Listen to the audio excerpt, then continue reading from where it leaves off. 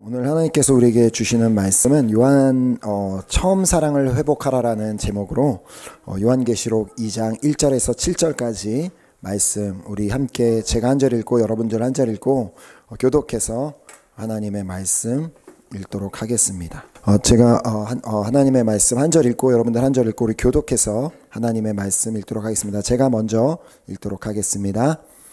에베소 교회의 사자에게 편지하라. 오른손에 있는 7뼈를 붙잡고 7 금촛대 사이를 거니시는 이가 이르시되 내가 너희 기도와 수고와 내 인내를 알고 또 악한 자를 용납하지 아니한 것과 자칭 사도라 하되 아닌 자들을 시험하여 그의 거짓된 것을 내가 드러낸 것과 또 내가 참고 내 이름을 위하여 견디고 게으르지 아니한 것을 아노라.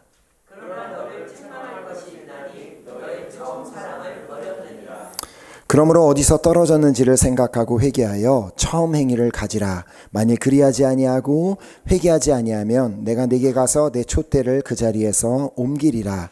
오직 내게 이것이 있으니 내가 이 올라당의 행위를 미워하는도다. 나도 이것을 미워하노라. 함께 읽겠습니다. 귀 있는 자들은 성령이 교회들에게 하시는 말씀을 들을지어다. 이기는 그에게는 내가 하나님의 낙원에 있는 생명나무의 열매를 주어 먹게 하리라. 아멘. 우리가 잘 알고 있는 디모데후서 3장 16절 말씀에 보면 이렇게 말씀하고 있죠. 모든 성경은 하나님의 감동으로 된 것으로 교훈과 책망과 바르게 함과 의로 교육하기에 유익하니.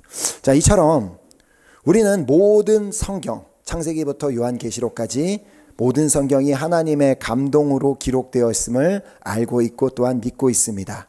자, 물론 모든 성경마다 그 말씀을 직접 기록한 이렇게 손으로 쓴 저자들이 있는 것은 사실이지만 그들이 그냥 자기들이 원하는 것을 쓴 것이 아니라 그들이 기록할 때 하나님께서 그 한 사람 한 사람에게 감동을 주셔서 그들이 기록하게 하셨다는 것입니다. 자, 그렇기에 성경은 하나님의 감동으로 기록되었기에 우리에게 교훈과 책망과 바르게 함과 의로 교육하기에 유익한 말씀임을 우리는 반드시 기억해야 합니다. 자, 왜냐하면 말씀을 통해서만 우리는 하나님의 사람으로 온전하게 되며 모든 선한 일을 행할 능력을 갖추게 되기 때문이라고 다음 절이 말씀하고 있기 때문입니다. 이는 하나님의 사람으로 온전하게 하며 모든 선한 일을 행할 능력을 갖추게 하려 함이라. 자, 이것이 바로 우리가 계속해서 하나님의 말씀을 읽고 그 말씀을 묵상해야 하는 이유입니다.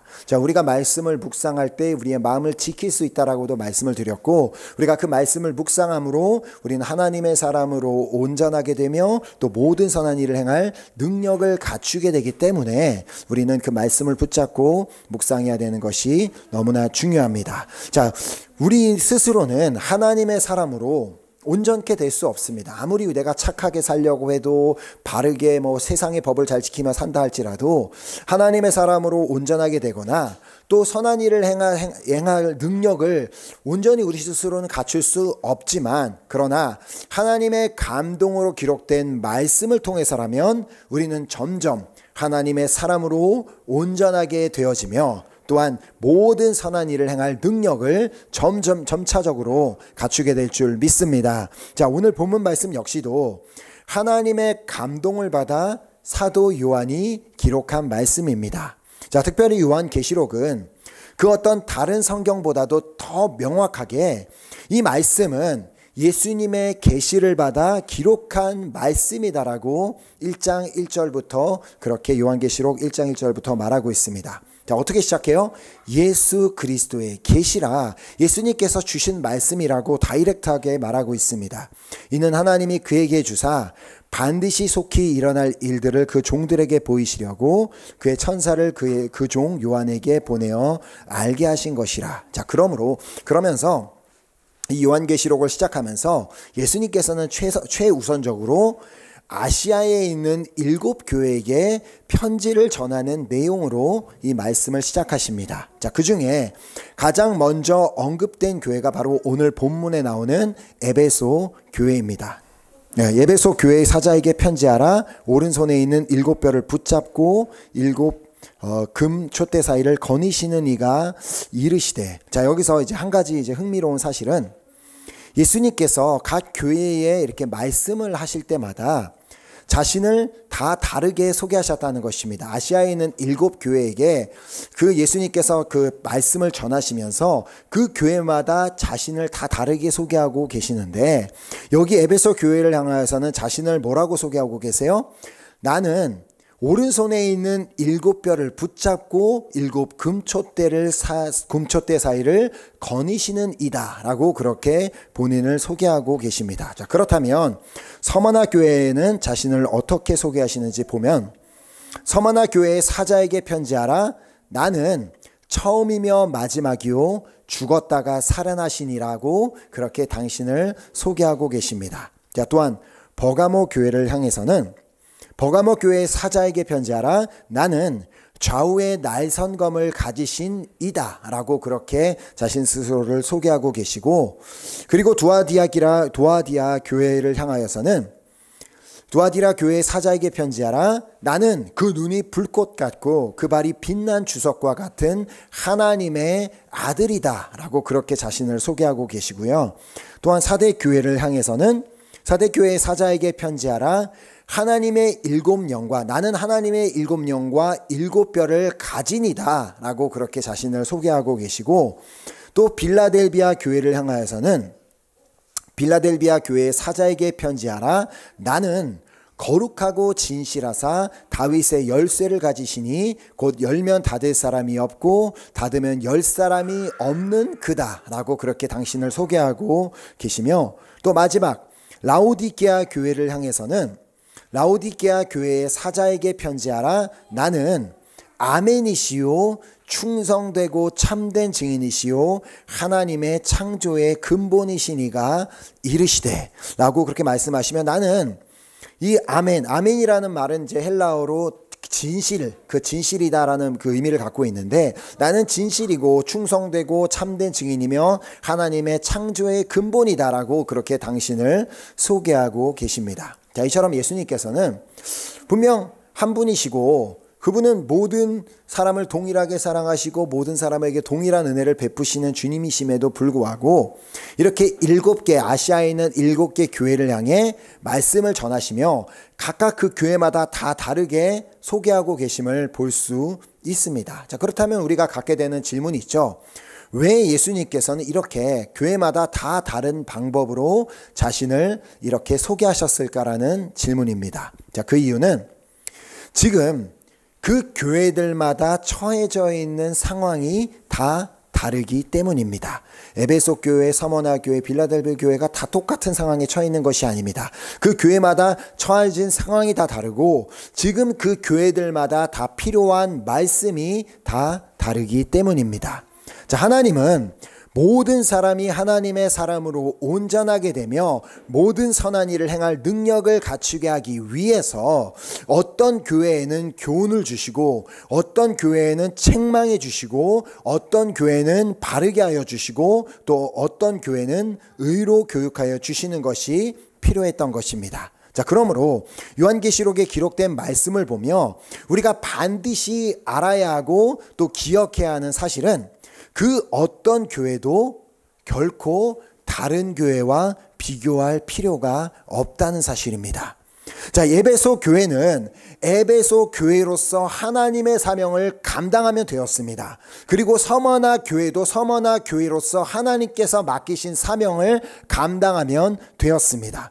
자, 그리고 또 다른 교회들도 마찬가지였습니다. 이 교회는 이렇고 저 교회는 저렇고 하면서 서로를 비교할 이유가 전혀 없었다는 이야기입니다. 특별히 본문 1절 말씀을 다시 보면 에베소 교회의 사자에게 편지하라. 오른손에 있는 7뼈를 붙잡고 7 근초대 사이를 거니시는 이가 이르시되. 자, 여기서 예수님은 당신을 뭐라고 소개하고 계세요? 오른손에 있는 7뼈를 붙잡고 7 금촛대 사이를 거니시는 이라고 당신을 소개하고 계십니다. 자, 여기서 말하는 7별과 7 금촛대가 무슨 의미를 가지고 있는지는 바로 앞에 1장 20절을 통해 말씀해 주셨습니다. 1장 20절에 보면 내가 본 것은 내 오른손의 7별의 비밀과 또 7 금촛대라. 7별은 7 교회의 사자요 7 촛대는 7 교회니라. 자, 그러므로 모든 교회를 친히 다 다스리시고 주관하시는 분이 바로 예수님이시며 또 모든 교회의 주인이 되시는 분이 예수 그리스도이시기 때문에 예수님께서 친히 모든 교회의 상황을 다 아시고 그 누구보다 정확하게 지금 그 교회의 상황과 그 교회에 필요한 것을 다 아시고 그 모든 교회마다 하나님이 원하시는 방법으로 만들어가 계시고 다스리고 계시기 때문에 누가 교회에 대해서 감히 이렇다 저렇다 말할 수도 없으며 내 교회는 이렇고 저 교회는 저렇다며 감히 그 교회에 대해서 비교할 수도 없다는 말씀입니다. 자, 그래서 오늘 본문의 이제 흐름을 보면 이 주님께서 에베소 교회에게 전달하고자 하는 그 메시지가 바로 여기에 있음을 우리는 보게 됩니다. 자, 먼저 예수님께서는 에베소 교회를 다음과 같이 칭찬해 주셨습니다. 자, 본문 2절 3절에 보면 내가 내 행위와 수고와 내 인내를 알고 또 악한 자들을 용납하지 아니한 것과 자칭 사도라 하되 아닌 자들을 시험하여 그의 거짓된 것을 내가 드러낸 것과 또 내가 참고 내 이름을 위하여 견디고 게으르지 아니한 것을 아노라. 이 예수님께서 하시는 말씀을 통하여 우리는 에베소 교인들이 얼마나 열심히 신앙생활을 했고 그들이 그리스도인으로서 얼마나 자신들의 믿음을 지키려고 노력했는지를 우리는 볼 수 있습니다. 자, 그런데 그럼에도 불구하고 주님께서는 다음 절을 통하여 이렇게 그들을 향해 책망하셨습니다. 이 본문 4절에 보면 그러나 너를 책망할 것이 있나니 너의 처음 사랑을 버렸느니라. 자, 이 말이 무슨 말이냐면 에베소 교회 교인들은 분명히 여러 좋은 행위들을 했고 그들은 분명히 많은 수고도 했고 그들이 인내하기도 했지만 정작 그들의 안에서는 그들의 내면에서는 하나님을 향한 사랑이 식어가고 있었던 것입니다.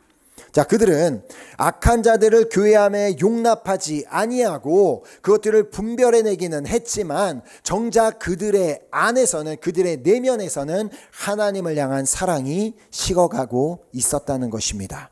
자, 그들은 자칭 사도라 하되 아닌 자들을 시험하여 그의 거짓된 것을 드러내는 것을 성공하기는 했지만 정작 그들의 내면에서는 하나님을 향한 사랑이 식어가고 있었다는 것입니다.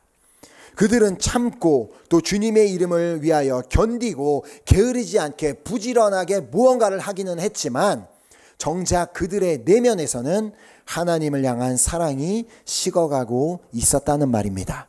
자, 다른 말로 그들은 수많은 일들을 그리스도인이라는 이름으로 행하였지만 그리스도인이라는 이름으로 교회 예배도 다 참석하고 예배도 나와서 말씀도 듣고 봉사도 하고 수많은 것들을 행하였지만 정작 그들의 내면에는 하나님의 은혜에 대한 더 이상의 감격도 그 은혜에 대한 감사도 없는 그런 상태에 있었다는 말입니다. 언제나 늘 예배 자리에는 분명히 있는데 절석도 안 하고 늘 그 자리에 앉아는 있는데 예배를 드리면서 찬양을 드리면서 기도를 드리면서 말씀을 들으면서도 아무런 감격도 없고 감사도 없고 아무런 은혜도 받지 못하고 그냥 올 때 상황과 나갈 때 상황이 전혀 다른 것이 없이 그렇게 지내는 그리스도인이 되었음을 말합니다. 예수님께서 왜 이런 일이 일어나게 되었는지를 본문 이 4절을 통해 말씀하시는데, 자, 그러나 너를 책망할 것이 있나니 어떤 일이 일어났다고요? 너의 처음 사랑을 버렸느니라. 그 이유는 처음 사랑을 버렸기 때문이다라고 주님께서 말씀하십니다. 자, 분명히 우리도 생각해 보면 우리가 예배 자리에 나오기만 해도 막 너무 가슴이 벅차고 그 예배 자리에 나오기만 해도 눈물이 나고 뭐 그냥 찬양만 드려도 눈물이 나고 감사와 찬양이 막 넘치던 그런 시간들이 우리에게도 다 있었을 것입니다. 자, 그런데 지금 나는 어떻습니까? 지금 나는 여전히 그때 그렇게 은혜에 감격하며 찬양하며 기도했던 그때와 동일하다고 그렇게 당당하게 말할 수 있습니까? 나는 여전히 그 하나님을 처음 사랑하던 그 사랑으로 나는 아무런 변함이 없이 동일하게 그 하나님을 사랑하고 있다고 말할 수 있으십니까? 이렇게 예배에 대한 감격이 사라진 것, 그리고 은혜에 대한 감사를 잃어버리는 이유는 어떤 외적인 요소에 있지 않습니다. 우리가 에베소 교회의 교인들을 보면서도 알 수 있는 것은 그들은 외부적인 요소로 인해 그들이 첫사랑을 버리지는 않았다는 것을 볼 수 있습니다. 그들이 그 은혜를 잃어버리고 은혜의 감격을 잃어버린 이유가 뭐 어떤 예배에 나왔는데 찬양팀 실력이 너무 막 좋지 않기 때문도 아니고, 그 예배 시간에 아이들이 뛰어다니면서 떠들기 때문도 아니고, 날씨가 좋지 않기 때문도 아니고, 내 삶에 문제가 많기 때문도 아니고, 내가 건강에 문제가 있기 때문도 아닙니다. 그 이유가 뭔지를 고린도전서 10장 12절이 말씀하고 있습니다. 그런즉 선줄로 생각하는 자는 넘어질까 조심하라. 나는 선 크리스찬이라고 생각하니까 나는 그냥 이 정도 신앙생활하면 괜찮다라고 생각하는 크리스찬이니까 그 은혜에 대한 감격을 잃어버리게 되는 것입니다.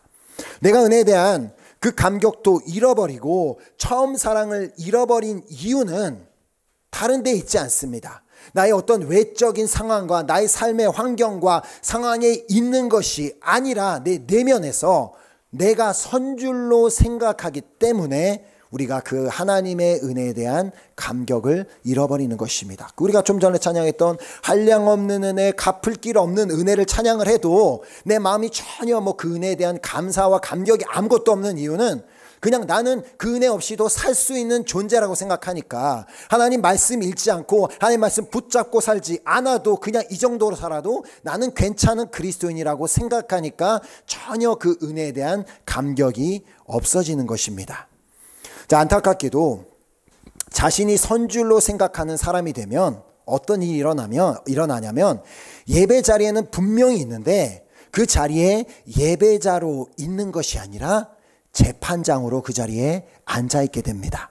바로 이런 일이 에베소 교회에 일어나게 된 것입니다. 자, 에베소 교인들은 예수님께서도 칭찬하실 만큼 그들은 선행을 했고, 그들이 많은 수고를 했고, 또 그들은 인내했습니다. 또 교회 안에 악한 자들을 용납하지 아니하였고, 자칭 사도로 하는 사람들을 시험하여 그들의 거짓된 것을 드러내었습니다. 자, 그리고 물론 칭찬받아 그리고 그들은 주님을 위하여 참고 견디고 게으르지 않았습니다.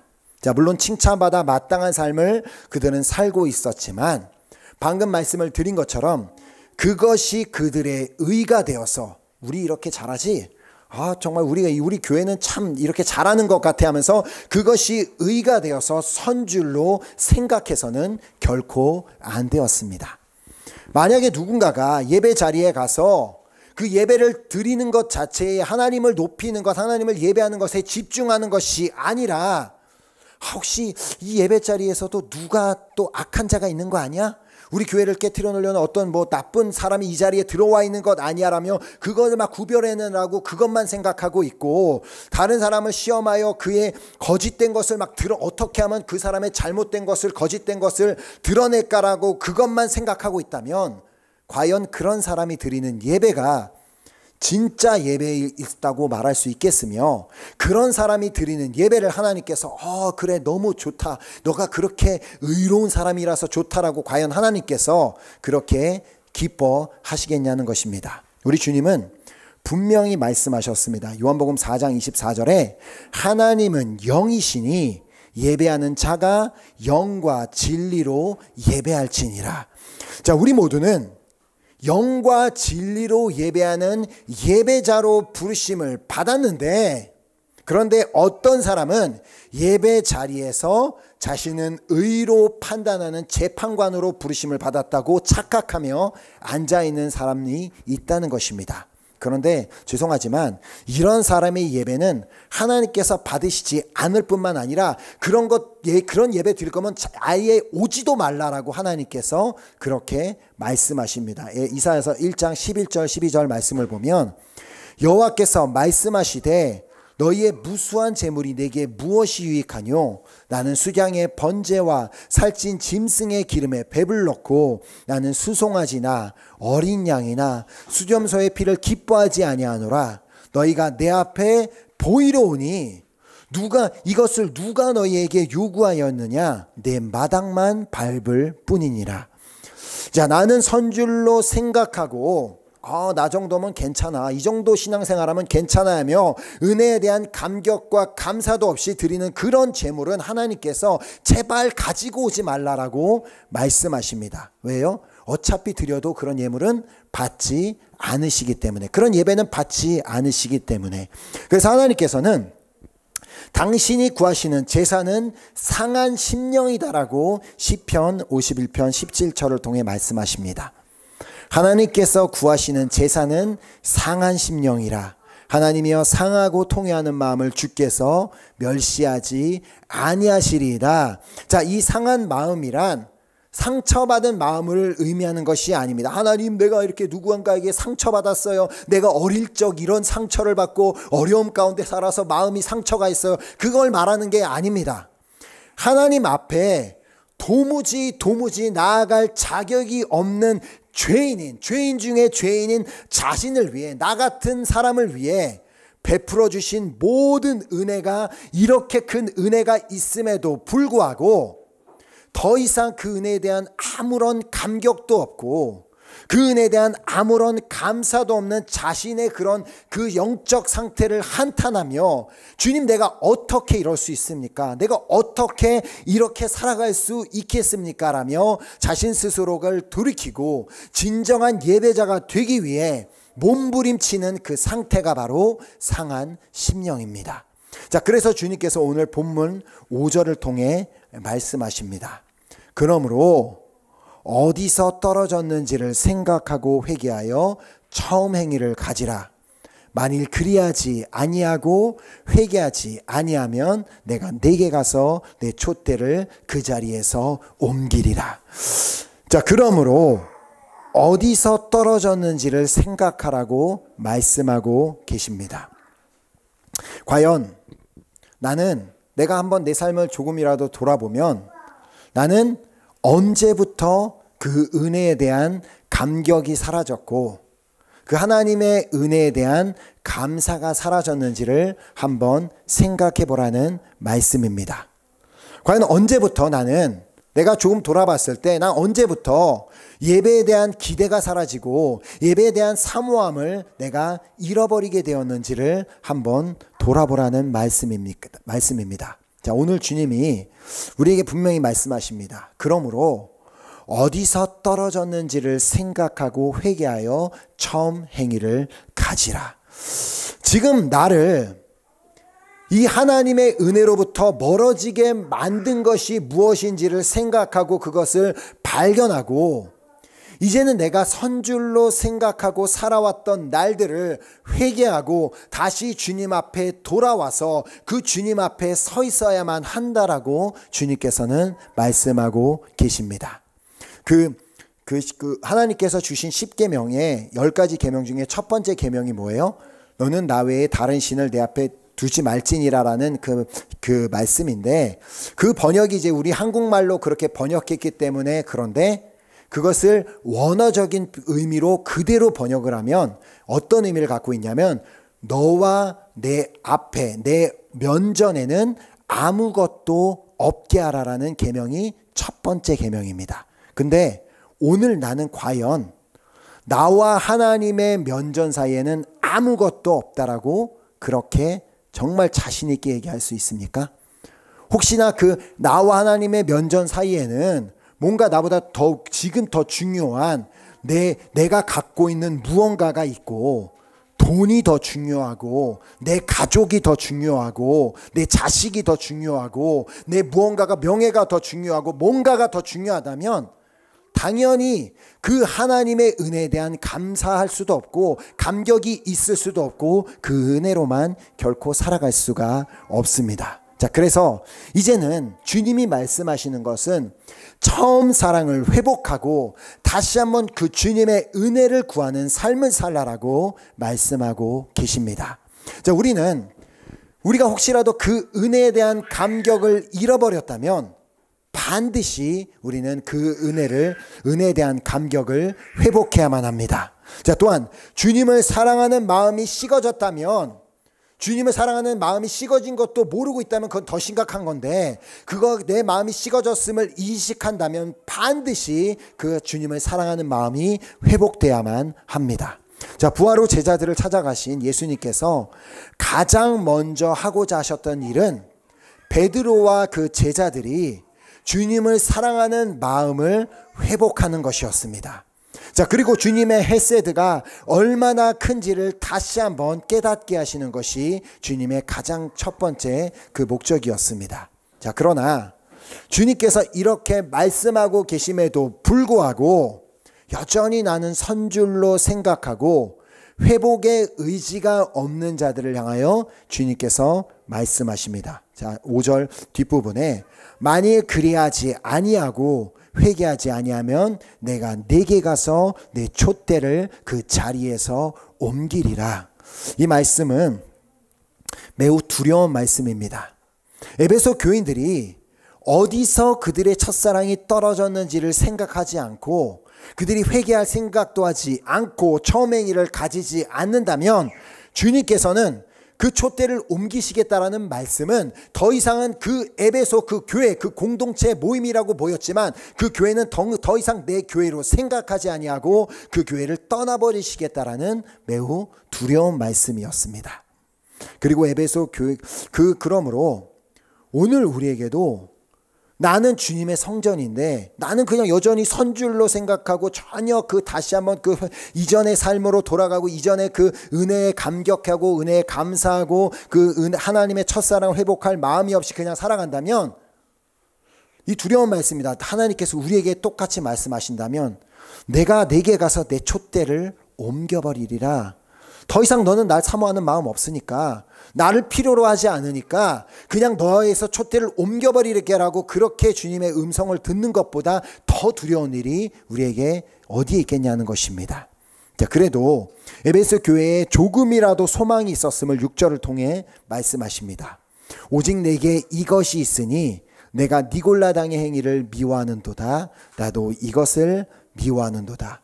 자, 그래도 그 에베소 교회에 하나님을 막 뜨겁게 사랑하고 하나님의 은혜에 대한 감격이 없는 것은 사실이었지만 그래도 에베소 교회에 남아있던 것은 그들이 니골라당의 행위를 미워하였던 것이라고 말씀하십니다. 자, 이 니골라당이 뭐냐면 그들이 하는 대표적인 주장은 인간의 영혼은 육신의 행위와는 아무 상관이 없이 믿음으로 구원을 받게 된다. 그러므로 인간은 육체적으로 아무리 죄를 지어도 결국은 구원을 받게 된다라는 요즘 오늘날 구원파와 매우 비슷한 그 주장을 하던 어떤 종교의 하나의 흐름이었습니다. 즉 한번 구원을 받았으면 그 다음에는 어떻게 살아도 결국에는 구원을 받는다는 그런 말도 안 되는 주장을 하였던 것이 니골라당의 주장이었습니다. 다행히도 에베소 교인들은 그 니골라당의 행위를 따르지는 않았다고 말합니다. 자, 그러니까 그 말은 그들이 세상적으로 죄를 막 지으며 살지는 않았다는 말입니다. 그래도 막 세상에서 말하는 막 범법 행위를 행하고 막 윤리적으로 막 부도덕하고 막 그런 삶을 살지는 않았는데 세상적으로도 그렇게 잘못된 삶을 살지는 않았는데 그렇다고 교회 안에 왔다고 했어도 그들이 딱히 하나님의 은혜에 감사하지도 않고 뜨겁게 신앙생활하지도 않았다는 말입니다. 그러니까 이도 저도 아닌 삶을 살았다는 그런 의미입니다. 아마도 에베소 교회뿐만 아니라 라오디게아 교회에도 이런 사람들이 많았나 봅니다. 자, 그런 자들을 향해 자, 예수님께서 요한계시록 3장 15절 16절을 통해 말씀하셨습니다. 내가 내 행위를 아노니 내가 차지도 아니하고 뜨겁지도 아니하도다. 내가 차든지 뜨겁든지 하기를 원하노라. 내가 이같이 미지근하여 뜨겁지도 아니하고 차지도 아니하니 내 입에서 너를 토하여 버리리라. 그래도 에베소 교인들을 향해서는 주님께서 조금 그래도 부드럽게 내가 내게 가서 내 촛대를 옮기리라라고 말씀하신 반면 라오디게아 성도들을 향해서는 아주 단도직입적으로 내 입에서 너를 토하여 버리리라라고까지 말씀하셨습니다. 그만큼 우리 주님은 우리가 은혜에 대한 그런 감격도 없이 감사함도 없이 처음 사랑을 잃어버린 채 내가 그런 상태에 있는지도 모른 채 그냥 막연하게 살아가는 것을 원하시지 않는다는 말입니다.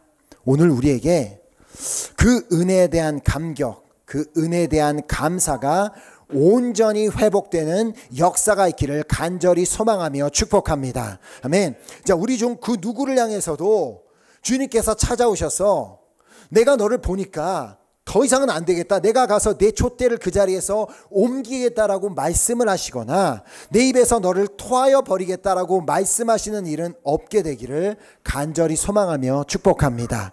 자, 그래야 본문 마지막 절에 기록된 그 은혜가 우리 모두에게 임하는 역사가 있기를 간절히 소망합니다. 본문 7절에 보면 귀 있는 자는 성령이 교회들에게 하시는 말씀을 들을지어다. 이기는 그에게는 내가 하나님의 낙원에 있는 생명나무의 열매를 주어 먹게 하리라. 자, 오늘 주님의 말씀을 들음으로 말미암아 오늘 우리에게 처음 사랑을 가지라고 말씀하시는 주님의 음성을 듣고 이제는 회개하고 돌이켜 다시 한번 주님의 은혜를 구하고 주님의 은혜를 사모하는 마음으로 살라라는 그 주님의 음성을 들음으로 말미암아 처음 사랑을 회복하고 말씀 그대로 이기는 자가 되어 하나님의 낙원에 있는 생명나무의 열매를 먹고 영생을 얻게 되는 그 은혜가 우리 한 사람 한 사람에게 있게 되기를 예수 그리스도의 이름으로 축복합니다. 아멘. 아멘. 우리 함께 우리 들은 말씀을 가지고 우리 결단하는 우리 찬양 드리고 우리 기도하는 시간을 갖도록 하겠습니다.